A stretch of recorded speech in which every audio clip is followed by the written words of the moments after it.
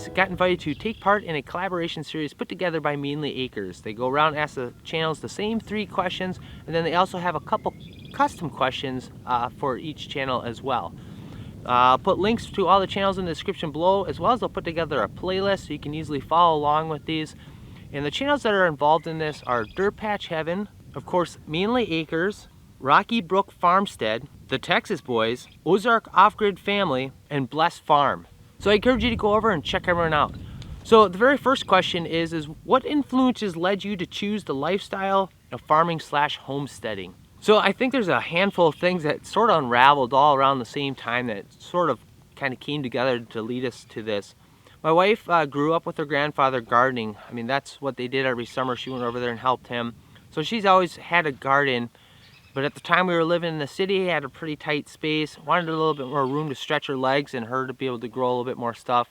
Also around that time, the economy was starting to take a dive, and I worked for a pretty large corporation and just saw a lot of stuff. You know, you were almost just a number and not really a person.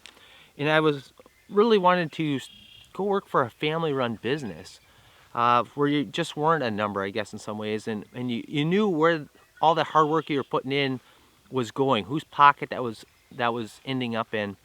Also, my wife had got pregnant at that time, and we just thought living out in the country was just a little bit better fit, sort of more of those dirt road life lessons are a little bit easier to teach. I think at times there's less distractions and advertisements that tend to be coming your way.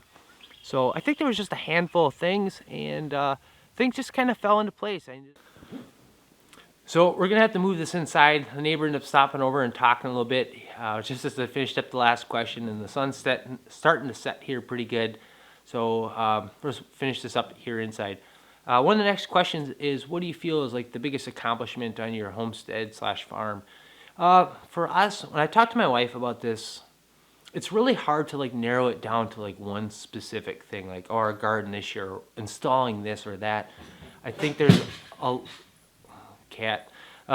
lot more that sort of goes into this. You know, when we moved out here, we were just looking for a slower pace of life. We were looking to get a little bit more connected with our past, our roots, and be able to just slow down and enjoy things a little bit more, spend more quality time with friends and family.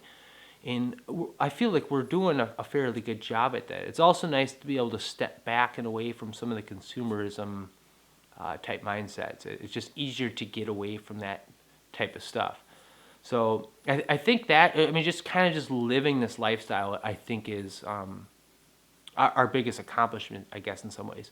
The one physical thing that my wife had mentioned was the pressure canning stuff, getting over the fear of pressure canning, learning the ins and outs of it, figuring out ways to be able to preserve our food and still be able to consume it in the middle of the winter. So the next question is where do you see your homestead / farm in 10 years? And this is, I think, a pretty tough question as it is.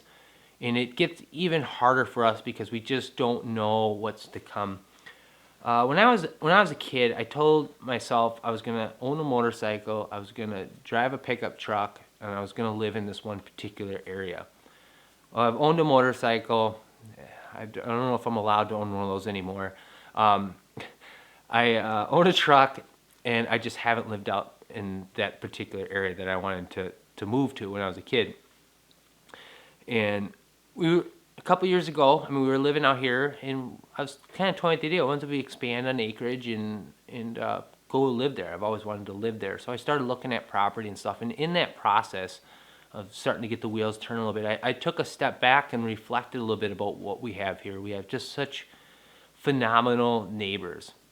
When I was a kid, there's a lady we always called Aunt Dorothy, and she was just a neighbor. An older lady that always helped out my mom.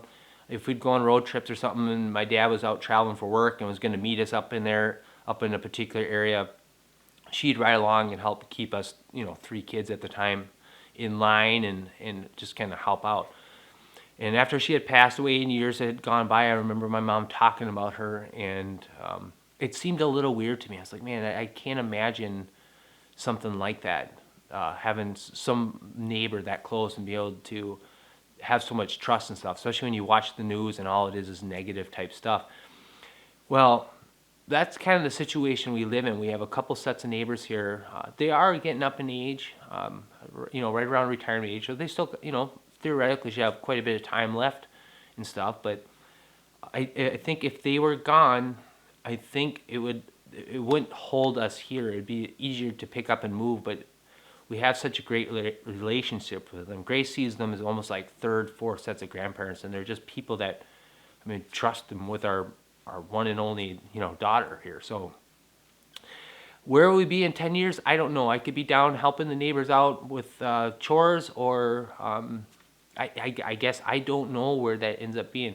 I think realistically, here, if we're in 10 years, I can see ourselves owning some farming equipment, some tractor, doing some hay fields around here.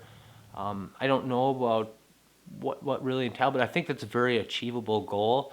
There's a lot of places around here that people don't have the equipment to do that, so they let farmers kind of plug into all the little small cubbies and stuff. We had one farmer that farmed our field for a couple of years, and he was in every little nook and cranny. And people are just looking for that because it's expensive to own some of that equipment. And I think it's an achievable thing to be able to have a tractor and then all the equipment that goes along with managing some of those crops, whether it's hay or corn or soybean or whatever. I think that's something we can achieve. I'd hope we'd be there. I also could potentially see ourselves dealing a little bit with some cattle. All right, so we got to move this along because I've probably been rambling on a little bit long here. What do you guys do for entertainment on the farm/homestead? Boy, this is quite a mix of stuff. I mean, usually at the end of the night, we usually wrap up with a little bit of Netflix or something. That's kind of our main TV entertainment type stuff.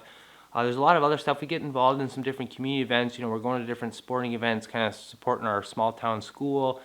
In the winter, maybe we're going out doing some ice skating, some fishing, hopefully here more in the coming future.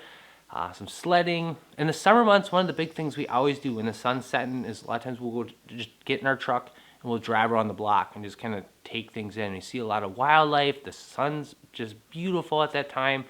Sometimes you got neighbors out and you end up stopping over and chatting a little bit.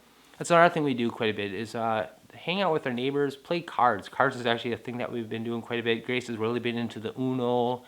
There's some other ones, Go Fish. There's just a handful of card games that we like to do with some of the neighbors. My wife also likes to do paint night. She does that with one of the neighbor ladies quite a bit. She'll go out, kind of a girls' night out or whatever. So the last and final question is, any family members disagree with your lifestyle of farming, or are they very supportive? Not to say everyone's very supportive. I think there's a little bit of grumbling from the grandparents because we're not exactly right next door. A little bit of a car drive out. We've gotten a lot of compliments on the items that have come out of our garden, a lot of compliments on the eggs and the bacon, the meats that we put up. I do think there are a couple individuals that are a little weirded out when they come over for dinner and meat is on the menu for the night. And it's a little bit easier to connect the dots and see where that's come from. That's where a large majority of our meat comes from. I would say 98% of it's either hunted for or raised ourselves. We do a little bit of trading with one of the neighbors for some red Angus at times, but for the most part, everything is all done here. And this year, or this last year, was a pretty good year for us. We're going to easily probably be able to carry that meat into the following winter. So yeah, everything's very, very great in that department. So next up is Rocky Brook Farmstead. Make sure you go check them out, as well as all the other channels that are in this. I'll, of course, put together, like I said, a playlist and put links to all the other channels that are involved in this.